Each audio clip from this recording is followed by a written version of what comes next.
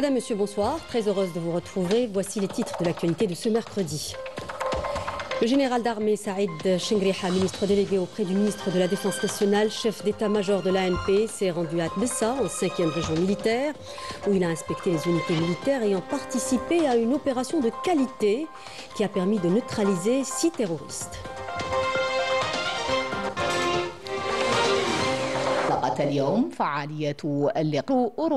Pratique dans le domaine de la justice.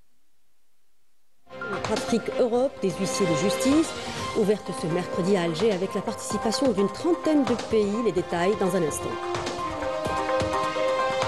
En concrétisation des accords conclus lors de la dernière édition de la foire interafricaine tenue ce mercredi, d'une réunion au siège de l'API qui a permis de revenir sur les mécanismes susceptibles d'accompagner nos opérateurs économiques dans la réalisation effective de leurs projets.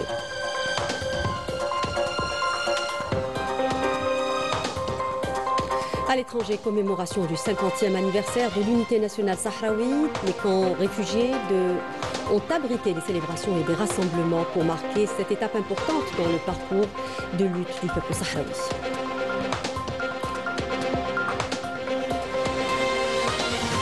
Et à la fin du journal, un reportage sur l'importance de la nutrition dans la vie du sportif de haut niveau. On parlera notamment de la micronutrition, une nouvelle discipline qui a fait ses preuves dans l'optimisation des performances. Bienvenue à tous. 6 terroristes ont été neutralisés durant la nuit d'hier par des détachements de l'ANP dans le cadre de la lutte antiterroriste. 6 pistolets mitrailleurs de type Kalachnikov ainsi qu'une quantité importante de munitions ont été également récupérés au niveau de la zone de Tlijen, secteur militaire de Tbessa, en 5e région militaire. À cet effet, le général d'armée Saïd Chengriha, ministre délégué auprès du ministre de la Défense nationale, chef d'état-major de l'ANP, s'est rendu dans la zone de l'opération où il a inspecté les unités militaires ayant participé à cette opération de qualité. C'est le compte-rendu de Yannis Belkacem. Dans la dynamique des efforts intenses déployés par les différentes unités de nos forces armées dans le cadre de la lutte antiterroriste, des détachements de l'armée nationale populaire ont abattu durant la nuit d'hier 6 terroristes et récupéré 6 pistolets mitrailleurs de type Kalachnikov, ainsi qu'une quantité importante de munitions et d'autres effets, et ce au niveau de la zone de Tlijen, secteur militaire de Tbessa en 5e région militaire. À cet effet, le général d'armée Saïd Chengriha, ministre délégué auprès du ministre de la Défense nationale, chef d'état-major de l'armée nationale populaire, s'est rendu dans la zone de l'opération où il a inspecté en compagnie du général-major Nordin Hambli, commandant de la 5e région militaire, les unités militaires ayant participé à cette opération de qualité. Le général d'armée s'est adressé sur place au personnel militaire qui ont fait preuve de courage et de bravoure. أنا حبيت نوصل للمكان اللي كنتوا تعاملوا فيه. Merci pour la démonstration et j'ai voulu me rendre sur les lieux où vous êtes intervenus afin de constater les brillants résultats que vous avez obtenus lors de cette opération et l'élimination de 6 terroristes. والقضاء على 6 إرهابيين. هذه نتائج. Ce sont des résultats très satisfaisants. Je suis également venu vous transmettre le soutien du haut commandement de l'armée nationale populaire. Je vous adresse mes sincères félicitations ainsi que celles du président de la République, chef suprême des forces armées, ministre de la Défense nationale, qui vous félicite et vous remercie vivement et vous souhaite santé et réussite dans la poursuite de vos missions pour la défense de l'Algérie bien-aimée. كل الشكر ويتمنى لكم كل الصحة والنجاح في مواصلة مهامكم في الدفاع على الجزائر الحبيبة. ولهنا كذلك الجيش الوطني الشعبي. De plus, l'armée nationale populaire est résolue à éradiquer totalement ce qu'il reste des terroristes. Je vous remercie infiniment avec mes sincères félicitations et je vous souhaite plein succès. أشكركم جزيل الشكر وتهانية الخالصة ونتمنى لكم كل النجاح. Par la suite, le général d'armée a prodigué des orientations à l'ensemble des personnels en les exhortant à fournir davantage d'efforts afin de préserver la sécurité du pays et des citoyens et à poursuivre la lutte contre les résidus des groupuscules terroristes avec détermination et fierté envers ce devoir sacré. Cette opération, qui s'ajoute aux diverses opérations qualitatives exécutées dans le cadre de la lutte antiterroriste, réitère encore une fois la détermination et la résolution des unités engagées à assainir notre pays des résidus des groupuscules terroristes et à éradiquer ce fléau de notre territoire national. Justice avec l'ouverture ce mercredi à Alger des 7e rencontres Afrique-Europe des huissiers de justice.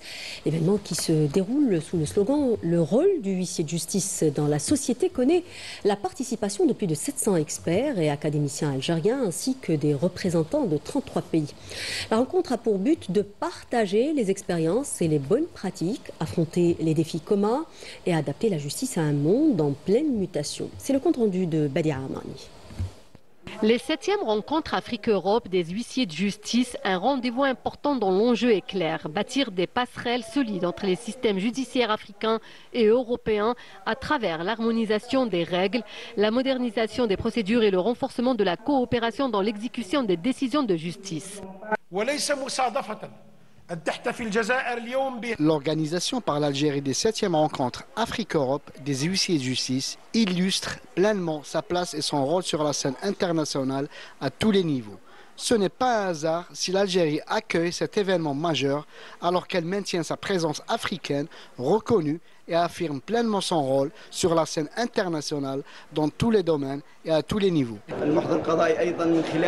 À travers ces rencontres, l'huissier de justice accompagne les orientations de l'État, notamment l'amélioration du climat des affaires et de l'investissement, le soutien de l'économie nationale en assurant un environnement attrayant pour les investisseurs nationaux et étrangers. Collaborer avec l'Union internationale des huissiers de justice et officiers judiciaires en vue de l'accomplissement de ces missions sur le continent, de promouvoir la formation pour le renforcement permanent des capacités professionnelles de ses membres. Et j'ai aussi pu constater que l'Algérie évolue fortement dans ce domaine, notamment en ce qui concerne par exemple la signification électronique. Donc on est en train de l'introduire également en Algérie et je pense que là aussi l'Algérie va certainement jouer un rôle prépondérant au sein du continent africain. Cet événement est une aubaine pour partager expériences et bonnes pratiques, affronter les défis communs et adapter la justice à un monde en pleine mutation. Le thème est un thème novateur parce que la profession est en train de migrer vers des nouveaux défis. Nous aurons un nouveau paradigme de l'huissier de justice qui doit s'adapter aux changements économiques et politiques. On voit les rapprochements qu'on peut faire et que finalement on est tous dans le même bateau. On a des cultures qui sont différentes, des systèmes qui sont différents, des procédures qui sont différentes, mais le principe est là. Principalement dans la digitalisation, on voit que c'est ce rôle humain qui est important. Et ça, on le voit dans tous les pays, que ce soit en Afrique, que ce soit en Algérie, que ce soit en Europe. Et c'est un honneur pour nous, au sein d'Union internationale, de pouvoir organiser ça ici en Algérie. On a plus de 1000 personnes. C'est une des premières fois qu'on a autant de monde. La digitalisation avec les actes électroniques, les procédures dématérialisées, la sécurité des données sont au menu des discussions. L'huissier de justice est appelé à devenir l'acteur clé de cette révolution numérique. Et on peut s'attendre à ce que l'Algérie devienne partie très rapidement à la première convention sur l'apostille qui facilite la circulation d'actes publics à l'étranger, y compris les diplômes universitaires. Ces rencontres interviennent pour mettre également l'accent sur le rôle social de l'huissier, véritable lien entre le citoyen et la justice, garant de l'état de droit et acteur incontournable dans le règlement des litiges. À l'issue de cette rencontre, des recommandations seront adoptées pour mieux protéger les citoyens et donner plus de force aux décisions judiciaires au-delà des frontières. Économie avec cette rencontre qui a réuni le directeur de l'API, agence algérienne de la promotion des investissements, avec des opérateurs nationaux ayant conclu des contrats d'investissement avec des pays africains. Et ce, lors de la dernière édition de l'IATF. La rencontre avait pour but de transformer ces contrats et partenariats en projets concrets au service du développement continental. C'est le sujet de Naïm El-Weish. L'API a regroupé une dizaine d'opérateurs économiques qui ont signé plusieurs contrats commerciaux avec des partenaires publics et privés afin d'écouter leurs doléances et leur fournir un dispositif d'accompagnement transformant ces contrats en opérations commerciales concrètes et durables. Nous avons recensé un volume de contrats de 5 milliards de dollars d'investissement, donc parmi les 11,4 milliards de dollars signés lors de l'IATF. Donc nous avons invité les principaux porteurs de projets pour voir quels sont leurs besoins, leurs attentes de l'API pour la concrétisation de leurs projets. Les industriels du secteur de l'énergie, de l'agroalimentaire, de la sidérurgie et de l'électronique qui ont identifié les obstacles entravant la réalisation de leurs contrats sont tout heureux que l'API s'engage à lever tout frein rencontré sur leur passage. On sent un soutien et on n'est pas livré à nous-mêmes en Afrique. Donc c'est ce soutien qu'on avait besoin et on le remercie d'avoir organisé cette rencontre. Ça nous donne l'assurance et il y a une réaction qui s'est faite sur la salle immédiatement. Mais en plus, il nous a assuré aussi que les hautes autorités de notre pays se penchent sérieusement sur cet accompagnement. L'accompagnement de l'API pour s'assurer de la mise en place et de la concrétisation des contrats qui ont été signés est un signe fort pour nous aider à trouver toutes les solutions nécessaires à toute problématique qui serait éventuellement ou à laquelle on sera exposé. Donc nous avons signé un contrat avec un partenaire ougandais concernant il y a deux projets ou deux lignes de projets. La première ligne concernant la transformation du cacao et la deuxième ligne concernant la transformation du café, d'une valeur estimée à 200 millions de dollars. Je suis optimiste, donc nous avons commencé à concrétiser notre projet. On est très satisfait de niveau d'avancement. Donc il y a eu déjà des contacts avec leurs partenaires pour pouvoir mettre en œuvre ces contrats au plus vite possible. Donc on est très satisfait. Donc on a aussi affiché la volonté et l'engagement de l'API au nom de l'État pour réunir toutes les conditions pour la concrétisation de ces projets. Grâce à son bouquet technique, financier et logistique, l'API continue de se positionner comme un catalyseur clé pour transformer les promesses de la foire interafricaine en transactions commerciales effectives. Chargé par le président de la République, le ministre du Travail et de la Sécurité sociale, Abdelhak Saihi, a participé à New York à une réunion sur l'économie internationale durable organisée en marge de la 80e session de l'Assemblée générale des Nations unies. Abdelhak Saihi a exposé à cette occasion à l'approche de l'Algérie, visant à contribuer efficacement à la réforme du système financier mondial et à renforcer les bases du développement durable, ce qui reflète l'engagement constant de l'Algérie pour soutenir les efforts collectifs visant à construire un système économique mondial plus équilibré et plus équitable, servant les intérêts de tous les pays et renforçant la paix, la stabilité et le développement à l'échelle planétaire. Dans le cadre de sa participation aux travaux du segment de haut niveau de l'Assemblée générale des Nations unies, le ministre d'État, ministre des Affaires étrangères, de la communauté nationale à l'étranger et des Affaires africaines, Ahmed Attaf, a tenu des rencontres bilatérales avec les ministres des Affaires étrangères de plusieurs pays européens amis. Le ministre d'État a rencontré la vice-première ministre des Affaires étrangères et européennes de la République de Slovénie, Tanja Fajon. La rencontre a permis d'examiner les moyens de concrétiser les résultats de la visite d'État effectuée par le président de la République en mai dernier en Slovénie, notamment dans le cadre des préparatifs en cours pour la tenue de la première session de la commission intergouvernementale mixte. Les entretiens du ministre d'État avec le ministre des Affaires étrangères de l'Union européenne et de la coopération du Royaume d'Espagne, José Manuel Alvarez, ont permis de passer en revue les progrès réalisés dans le renforcement du partenariat entre les deux pays, tant dans les domaines économiques que dans d'autres domaines prioritaires pour les deux parties.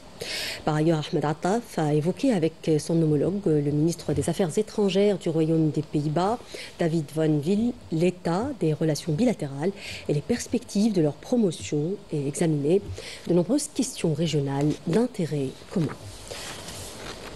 À l'étranger, nouvelle journée meurtrière à Gaza où le génocide sioniste se poursuit avec 73 Palestiniens tombés en martyrs dans des tirs et bombardements de l'armée sioniste sur l'enclave palestinienne depuis l'aube ce mercredi. Précise l'agence palestinienne Wafa qui cite des sources médicales. Le bilan de l'agression génocidaire menée par l'occupation sioniste contre la bande de Gaza depuis le 7 octobre 2023 s'est alourdi à 65 419 martyrs, notant que les corps de nombreuses victimes se trouvent encore sous les décombres. Le bilan des attaques de l'armée sioniste visant les Palestiniens qui attendaient l'aide humanitaire à Gaza s'élève à 5 martyrs et 20 blessés durant les dernières 24 heures. Nous en parlions en préambule, commémoration ce mercredi du 50e anniversaire de l'unité nationale sahraoui. Les camps de réfugiés à Al-Ayoun ont abrité des célébrations et des rassemblements pour marquer cette étape importante dans le parcours de lutte du peuple sahraoui. C'est un papier signé Maïssa Al-Bouel. Dans le camp des réfugiés sahraouis de l'Ayoun, les réfugiés et les militants sahraouis ont exprimé avec fierté et dignité leur attachement au projet de l'unité nationale sahraoui qu'ils portent avec fierté depuis 50 ans.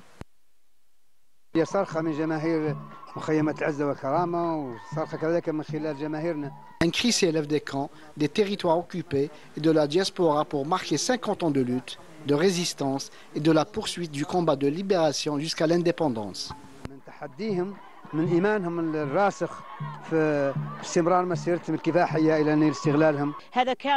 Tout cela s'inscrit dans le cadre de l'unité nationale et de l'attachement des Sahraouis à leur cohésion. Face à un ennemi qui cherche à nous diviser, au contraire, cela nous fait gagner en force et en détermination. L'unité nationale reste le socle de la lutte sahraoui qui mettra à mal toutes les manœuvres et les complots de l'occupant. L'unité nationale œuvrera à nous rassembler. Les militants sahraouis ont tenu à réaffirmer leur soutien aux prisonniers politiques incarcérés dans les geôles marocaines, rappelant l'importance de continuer à mener le combat pour arracher la liberté. Nous sommes solidaires avec nos compatriotes dans les territoires occupés et les prisonniers de Gdimizik et surtout la femme sahraoui victime des exactions de l'occupant marocain dans les territoires sahraouis occupés. Nous demeurerons fidèles à notre cause malgré les tractations et les machinations de l'ennemi pour faire avorter notre projet d'unité nationale. Ce dernier nous protégera tel un rempart. Le peuple sahraoui demeure fidèle à son projet national sous la bannière du Front populaire de libération de la Saghi al-Hamra et du Rio de Oro en tant que représentant légitime et unique qui incarne les aspirations du peuple sahraoui à l'autodétermination et à l'édification d'un État sahraoui indépendant. Ce sont là des scènes qui reflètent l'unité du peuple sahraoui, rassemblés autour de leur lutte pour l'indépendance sous la conduite du Front Polisario, affirmant d'une seule voix que la victoire ne peut être atteinte que par l'unité, la solidarité et la détermination à poursuivre le combat. Dans l'actualité également, ce bilan opérationnel de l'ANP dans la dynamique des efforts soutenus dans la lutte antiterroriste et contre la criminalité organisée multiforme. Des unités et des détachements de l'ANP ont exécuté durant la période allant de 17 au 23 septembre 2025 plusieurs opérations ayant abouti à des résultats de qualité qui reflètent le haut professionnalisme, la vigilance et la disponibilité permanente de nos forces armées à travers tout le territoire national. Dans le cadre de la lutte contre la criminalité organisée, en continuité des efforts déployés afin de contrecarrer le fléau du narcotrafic dans notre pays, des détachements combinés de l'ANP ont intercepté en coordination avec les différents services de sécurité lors d'opérations exécutées à travers les régions militaires 50 narcotrafiquants et mis en échec des tentatives d'introduction de 7 quintaux et 54 kg de kif traités provenant des frontières avec le Maroc, alors que 370 176 comprimés psychotropes ont été saisis. À Tamarasset, Borg-Bedji Mokhtar, Insalah, Ingizem et Janet, des détachements de l'ANP ont arrêté 627 individus et saisi 19 véhicules, 254 groupes électrogènes, 227 marteaux-piqueurs, 4 détecteurs de métaux, ainsi que des quantités de mélange d'or brut et de pierre et d'équipements utilisés dans des opérations d'orpaillage illicites. De même, 10 autres individus ont été appréhendés, un pistolet mitrailleur de type Kalachnikov, 9 fusils de chasse, 51 630 litres de carburant, 300 257 quintaux de tabac ainsi que 30 tonnes et demie de denrées alimentaires destinées à la contrebande et la spéculation ont été saisies, et ce lors d'opérations distinctes. Par ailleurs, les gardes-côtes ont mis en échec sur les côtes nationales des tentatives d'émigration clandestine et procédé au sauvetage de 251 individus à bord d'embarcations de construction artisanale, alors que 832 immigrants clandestins de différentes nationalités ont été arrêtés à travers le territoire national. 7e art, ouverture au théâtre régional Azdine Medjoubi de la 5e édition du festival du film méditerranéen de Annaba, avec la participation de 76 films produits dans 20 pays. L'Espagne est invitée d'honneur. Pour plus de détails, nous avons avec nous depuis Annaba notre envoyé sur place, Mounia Gherbi. Mounia, bonsoir.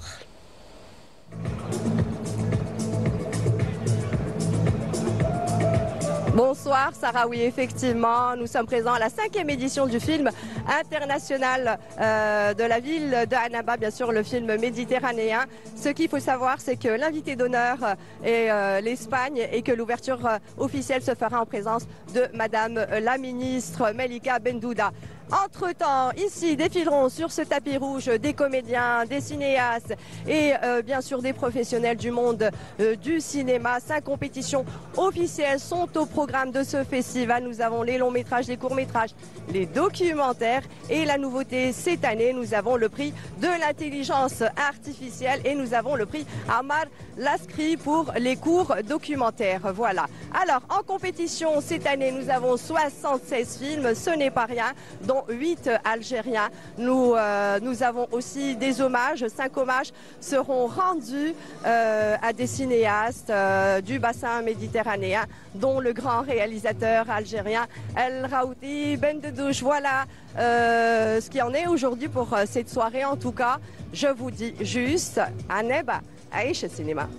Merci beaucoup Mounia Gherbi d'avoir été avec nous depuis le théâtre régional Azdine Medjoubi de Annaba. Nous en parlions en titre, quelle place a la nutrition dans la vie du sportif de haut niveau?